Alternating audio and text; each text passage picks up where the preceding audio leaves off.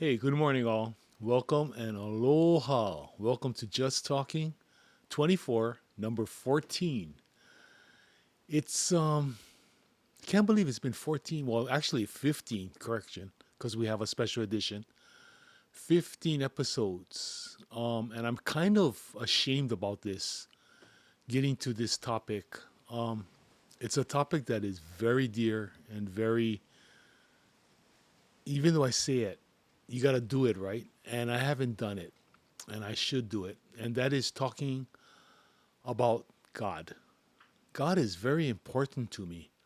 As you know, I used to think I was agnostic, but I found out that no, I'm not agnostic. I'm just extremely spiritual, but I don't believe in religion. And they have an acronym for it. It doesn't come to me now, but that's how I am. I believe in God with my whole heart and soul. But then, what do we think God is, right? And like, if you have a religion, they tell you what God is. You know, God the Father, the Son, the Holy Spirit. That's Catholic, right? That's Christian. Um, Jewish is that God is, the center of, God is the man. Okay, but God is, he's a man. He's a person, and I don't believe that. My God is energy. He's a force. It's that saying that what they say, God is. Well, that's what my God is. He's everything. Um, he's what you know keeps the world spinning. He's what keeps the universe in where it is. He is what causes creation. He is what causes extinction. He is, God is. He's just a force, an energy, a power. And people ask me, how do you come to that? And I tell them, stuff that happened in my life, you can't explain, okay? But you know that it's happened. I mean, you lived it. It happened. And well, many things come to my mind, but three major things happened in my life. And the last one, I actually can give you a date and time. That one I will never forget, nor will I forget the first two, but I never doubted the date and time. I could probably find that out because they are documented. The first one happened to me in the late 70s. Back then, I used to ride a motorcycle. I had a Yamaha 750, had a drive shaft. It was one of the quicker bikes that they made at the time. Okay, you got to remember now, we're talking about the late 70s when um, the Kawasaki 900 on chips, that was, that was touted as the king of kings. Well, my bike could beat the Kawasaki 900s. But anyway, I was dating my wife at the time, and she was living with her grandparents because it was during the summer, and she would work at the cannery, at the pineapple cannery, and her grandparents lived maybe a little over a mile away from the cannery up the hill, and so she would stay with them rather than stay way out in the country with her family. And so I would visit her when I could.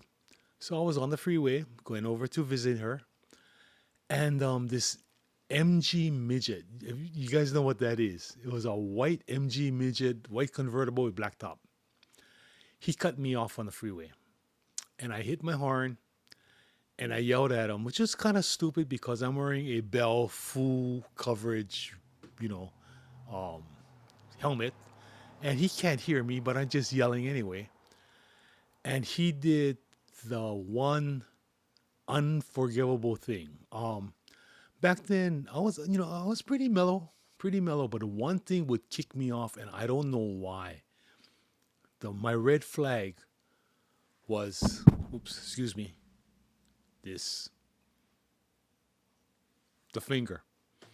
For some strange reason, when you told me I was number one, it it made me see red. And that's what the guy did. He flipped me off, and I chased him. And I chased him about 15 miles down the road. Now, you gotta, okay, it doesn't sound like much. 15 miles, whoop de doo. When you're on a rock that's only 44 miles across, 15 miles is one third of the rock. You know, relatively, right? I was way out of my, I was not planning to go there. And he was on the freeway, and I just wanted him to pull over. That's all. I just wanted him to pull over. I wanted to discuss with him what was going to happen. But what he did was he sped up, got to the off ramp, and at the off ramp, he brake checked me. And brake checking wasn't done in those days. Sucker slammed on his brakes. We're doing like 65, 70. He slammed on his brakes, and I couldn't stop mid time, and I hit him. Now, I'm on a motorcycle, he's in a car. I hit him, but with my weight and my size and everything, that's like maybe about 1,000 pounds hitting you. And so his car lurched because that's half the car's weight. That little MG couldn't have been more than 2,100 pounds. So the car went forward, and he sped off. And you would think that I would have been all over that road, yeah? And I would have thought so too, because that's a major accident. What happened was I was thrown onto my windshield of my fairing. The bike had a fairing, it had roll bars, it was just totally tricked out. Now this fairing, this windshield, is bolted on from the front. It's made to break off in an accident. It'll break off. It'll give, it's made to do that.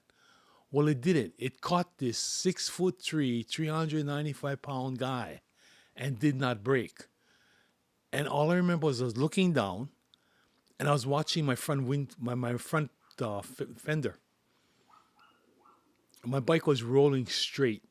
It hadn't wobbled, it hadn't fallen, it hadn't done anything, but it had dropped down to less than 20 miles an hour.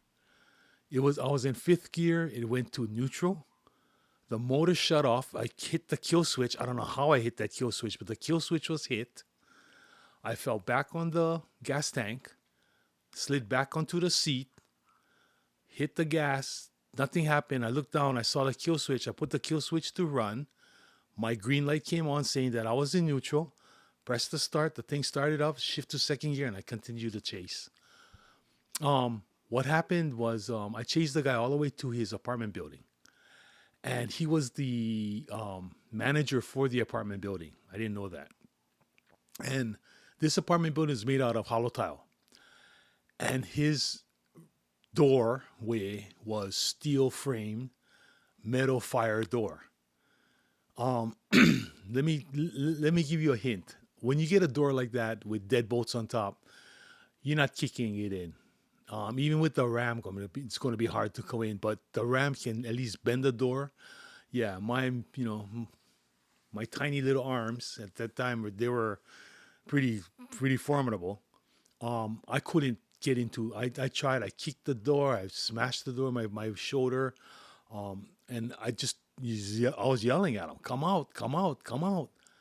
And then I did that for a couple minutes, and then I heard, and I looked, and two policemen were called. He called the cops. Two policemen came into the parking lot, and I knew them because remember now, I was a ride-along, and I had ridden along with policemen from Hawaii Kai all the way to Pro City. So they kind of knew who I was. They didn't know. They may not have known exactly who I was, but they heard of me. Okay, so they came out, and one guy did know me, and he goes, "What's up?" So I told him what's happening. When Mr. Courage in there hears that I'm talking to the cops, he comes out, all big chested and everything. And the cop told him, "One word, you can get arrested for obstruction. Get in your apartment until I talk to you." And anyway, to make a long story short, which I haven't, I ended up getting charged with the accident. But the thing was, and from what I heard, his car blew up. Yeah, his car was set on fire and it blew up. Yeah, a few weeks later. That's what I heard. Okay, that's what I heard. But anyway, I should not have survived that. 70 miles an hour to lose 50 miles an hour. The bike did not perform how it's supposed to. That was against odds. That's my number one. Number two was in 2005. 2005, we lost dad. Okay, and all the time we were growing up as kids, my parents always told us, when we die, you'll cremate our bodies, you'll scatter our ashes, and they told us where. My mom wanted to go outside of Waikiki Beach, and my dad wanted to go outside of Cromwell's. Cromwell's is a place that's named after Doris Duke Cromwell. She was the heiress to the Lucky Strike cigarette company. She has a beautiful, she passed away, but her home is a beautiful home overlooking the south point of Oahu, which we call Black Point. She has her own private harbor, really, that she would have her yacht, jump into a little jitty or whatever, little boat. The boat would come into the harbor.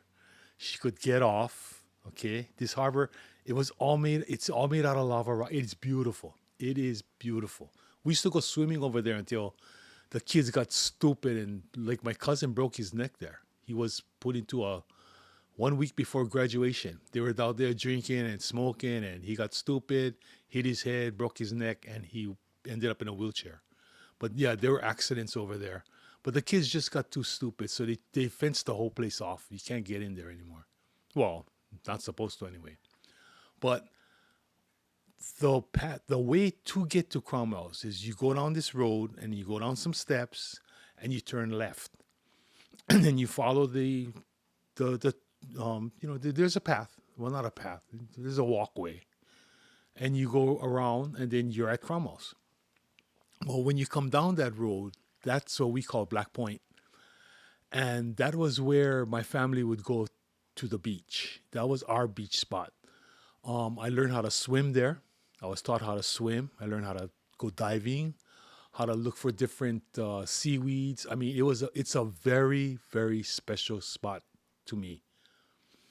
And to my dad, because he wanted to be scattered out there. So when he passed away, we scattered mom in 1995. That's when she passed away. And so, dad's gone. We have to scatter him. And made all the arrangements. And the night before the scattering, it poured. It was raining, wind, everything. And my cousin called me up. And she asked me, cuz, we're going tomorrow. I said, don't worry about it. I said, this is just, the blessing from the gods. And she laughed. She goes, yeah, right. Well, the next day, it was beautiful. Not a cloud in the sky. Nice, light trade winds. Now, we took the catamaran from the Outrigger Hotel, because it was the Outrigger's catamaran. And we took it out, and we're going to go along the South Shore, Waikiki, turn around Diamond Head, and go to Cromwell's. If any of you ever experienced turning at Diamond Head, you know that is the intersection of two currents. The east to west, coming from the East Coast going south, going to west, and the south going from west to east. So two of them merge at Diamond Head, and it is a washing machine. When we have to go out there and we're going to go diving, what we do is we head south to a point where the ocean goes into regular swells and not the washing machine. Then we'll turn 90 degrees and then head east into an ocean, into the waves. That's how you do it. So going out there, I asked the captain of the catamaran, I said, what, Cap, we're going south? He said, no. He said, look how Malia. Malia is a Hawaiian word. It means calm. The water calm, flat. No, nothing. He goes, look how Malia the water. We can go right around. So we're going out, and when you're on a boat, if any of you, you know, ridden a boat, the dolphins, we have dolphins that play with the boat, right? Well, we came across dolphins. Normally, I see pods of maybe 10, 12, at the most 20 dolphins, right? I'm talking, I don't know. It was over 100. I have never, and I have never seen it since, that many dolphins one time together. And they weren't playing, they were just cruising, just swimming. And what they did was they parted and they let our boat through. And you see them, and they always look like they're smiling, right? I mean, they're beautiful animals. And so we went, and I didn't think anything of it.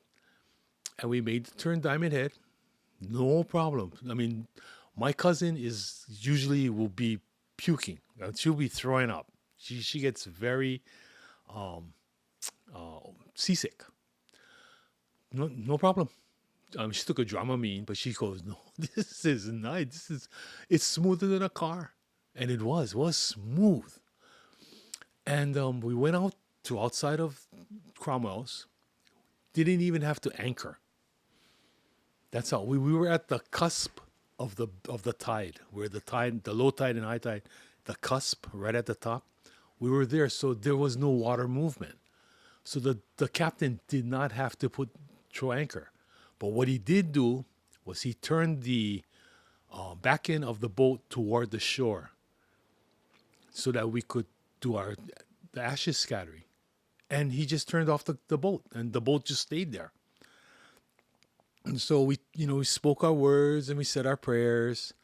And then my brother and sister scattered dad while I led the rest of the congregation in Aloha Oe, the song Aloha Oe. So they started to scatter dad. But just as they were scattering him, remember those dolphins I told you about? They came into the boat. Okay. One of them, in the lead, I don't know if it's a leader or whatever, went on his back and he slapped the water with his tail, what we call pai pai, from the shore out. All the dolphins came and they turned and they passed in front of the boat while my brother and sister were scattering my dad. Now, you think, oh, okay, big deal, right? Dolphins don't do that. And then what were the dolphins doing in only 15 feet of water? It's only 15 feet there. It was so calm. The captain could get in so far. We were almost right on the reef. It, and I saw that, and we kept singing and everything. And then after we scattered dad, we poured beer because he liked beer, except for my two uncles were drinking the beer because they said, what a waste. We're not wasting the beer. But no one spoke about it. No one spoke anything. And if you know anything about the Hawaiian culture, they believe that we have two gods, one for land, one for ocean. Again, the balance, right? Land and ocean. The land ones usually are they're land animals. The more common ones are the mo'o, which is this giant lizard. I've never seen it. I've only heard stories of it. The bat, we have a Hawaiian bat. The pueo, which is the Hawaiian owl, and certain birds, the Hawaiian crow and stuff like that. But your family, usually you have a chant, and in the chant, it tells you what your God is of the land, what the God is of the ocean. And in the ocean, I always thought that our God was the manu, or the shark, because most families, they take the shark. It could be anything. It could be the octopus, could be a fish, could be an eel, a shell, whatever. But that day, it showed me. Well, I don't know if it showed me, but I took it to be that our family, the god for the water was the dolphin, or Naya, Nai apostrophe A. And that's going to be important later on. You're going to see it. But just remember Naya, the dolphin. But that was the second unexplained thing that happened. And nobody ever spoke of it. One time I spoke about it with my sister. And I told her, you remember on the boat what happened? She goes, yeah. I said, okay. She goes, no, we don't talk about it. Oh, yeah. Okay, you're right. That was number 2. Number 3 happened on December the 28th, 2005. Same year dad died, at about 2:30 in the afternoon. And it was Christmas time.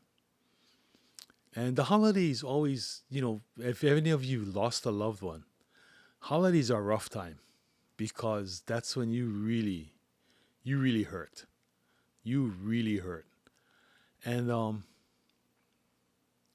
I still hadn't learned to cry yet. And that's going to be another talk. Okay, so I was watching TV and I just put out a cigarette. Okay? And if I'm looking straight ahead at you, that's 12 o'clock.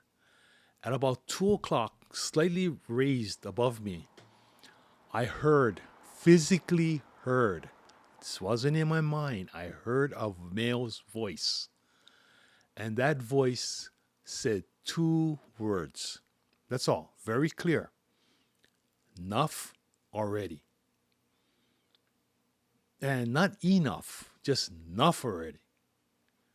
And it was very clear. Even the ready, I just trailed off, right? Enough already. No, it was enough already. I didn't recognize the voice, but it was a male voice. And I looked around and I knew exactly what it meant. I grabbed my cigarettes, grabbed the lighter. I went into the kitchen. I grabbed all my cigarettes that I hadn't smoked yet, were in my carton. Threw everything away, but I kept the ashtrays. I still have them today. But I threw everything away, and I have not had a cigarette since, nor the want to smoke. Now, I had been smoking for 35 years. Okay, I had tried countless times to quit, because everybody tell you, you gotta quit, you gotta quit, you gotta quit. My doctor's telling me, my friends everybody telling me, look how big you are, you're gonna die of a heart attack, you gotta quit. But I couldn't quit. I had tried, like I said, I tried countless times. One time, I even chained a guy's car because I was on my withdrawals from nicotine. An idiot whacked his horn at me, and so I stopped my tow truck, got out with my chains, asked him why was he hitting his horn. He says I was going too slow. And I said, what's the speed limit on this roadway? And he couldn't give me an answer, so I took those chains and I wrapped them over, and I whacked them over his hood. Numerous times. I left his hood all chewed up. I told him, and if you're going to try anything, I got your license number. I know where you live. Nothing ever came of that. I told you I could have a temper. But I had tried to quit how many times? But enough already. Very clear. And it's not the part that I didn't smoke, it's the part that I haven't missed it. In fact, I really don't like the smell of cigarette smoke. I like pipe. I like the smell of a pipe. But I don't like cigarette or cigars. I mean, I'll tolerate them if they smoke, but I really don't care for them. But try and explain that. How is that possible? See, if you look back in your life, you'll be able to recognize these things. But that was December 28th, 2005. And it wasn't my dad's voice. Because I knew my dad's, you know your dad's voice. It was a male voice, not that I've ever heard before, nor ever heard again. And it said, enough already. Cool, huh? And knock wood, still here. Haven't had a cigarette since. That was 20 years ago. Don't miss it. But that's, to me, those are all the indications of a higher power, of a God. You know, I mean, that's not definitive, but that's pretty close. Things that happen. I worked ICU, okay? And I seen some stuff that shouldn't have happened, but they did. And what do you attribute that to? You know, consequences? I don't think so. Um, if I had more time, I would tell you about my wife. My wife had a really good one, but it's around that time anyway. So I hope I didn't bore you to death with my stories. But I just wanted to say that's some of the proof that I have that God exists. And I'm sure if you looked in your life and you just accept the fact that God exists, He will, because He does and He is. And so, end of story, really. I'm one of those, you can't change me because unless you can show me that He doesn't, when I've already seen that He does. You know, like Louis Armstrong says, what a wonderful world, right? You know, the colors, the whole universe, everything is so balanced. It's so beautiful. It's so perfect. Well, I don't know if it's perfect, but I don't know it all. That's why. But God, when they say God is perfect, God is balanced. He's good and He's bad. People blame the devil when something bad happens. They blame God. Well, no, and they blame God when something bad happens. But actually, God is the perfect balance. We, our path to perfection. We want to be perfect like God. Actually, we want to get to the balance, that perfect balance point. And keep trying. It's not. I don't think it's attainable because we're man. We screw up, but that don't mean you don't try. That doesn't mean you don't try. Even now, I don't even know if my words will fall upon good ears, but gotta try. You gotta go down swinging, man. I'm playing the game. At least I'm in the game. I'm not in the stands.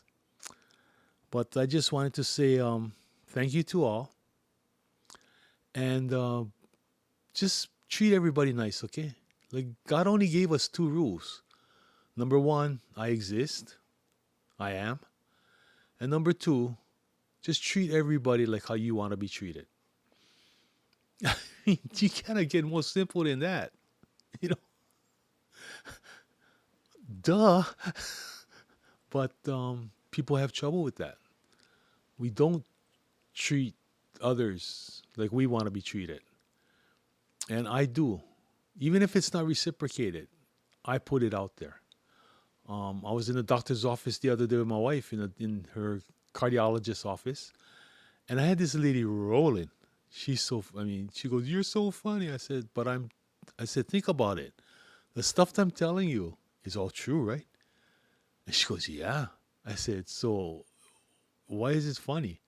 She goes, "Because it's so different." I said, "Yeah, because we're not used to the truth." And that's what I go for. I just try to be true. And I just try to treat others friendly. I give them I give you first swing, you know.